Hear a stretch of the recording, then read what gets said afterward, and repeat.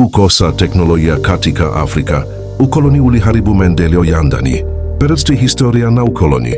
Afrika ilikolonizwa kwa karne nyingi na mamlaka za kigeni. Wakati wa ukoloni, ardhi, rasilimali na elimu ya watu wa kienyeji vilikadiriwa kwa faida ya walowezi. Hii ilisababisha ucheleweshaji wa maendeleo ya kiteknolojia, kwani walowezi walipendelea kupeleka teknolojia na elimu kwa nchi zao tu. Elimu na utafiti. Nchi nyingi za Afrika hazina miundombinu ya kutosha ya elimu ya kisayansi na utafiti. Bila taasisi imara za elimu ya juu na ufadhili wa utafiti, ni vigumu kuzalisha teknolojia mpya. Nchi zenye historia ya utafiti wa kisayansi na elimu ya juu kama Marekani, Ujerumani, Japani zina teknolojia nyingi kwa sababu zimewekeza kwa karne nyingi. Rasilimali na uchumi. Teknolojia inahitaji rasilimali nyingi: fedha, vifaa, nishati na soko.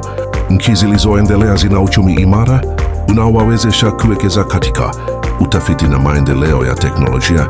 Baadhi ya nchi za Afrika zinategemea zaidi kuuza rasilimali asilia kuliko kuzitumia kuunda teknolojia. Siasa na utawala.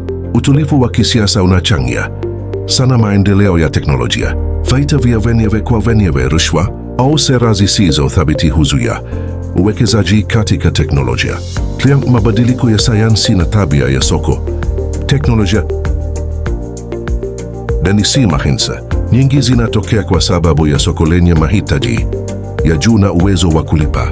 Wazungu na nchi zilizoendelea wana soko kubwa la wateja wenye nguvu, jambo linalochochea uvumbuzi, sayansi, mawazo ya kitamaduni na mtazamo wa teknolojia.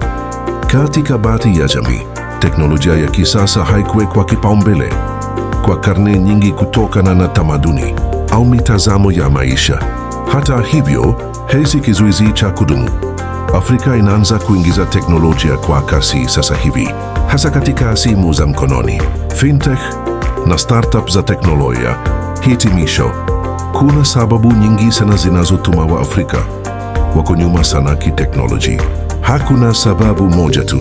Ni mchanganyiko wa historia, uchumi, elimu, siasa na mtazamo wa jamii. Lakini Afrika ina nguvu kubwa ya kiteknolojia. Tumeona mafanikio makubwa katika fintech, apps na teknolojia ya kilimo kwa miaka ya hivi karibuni.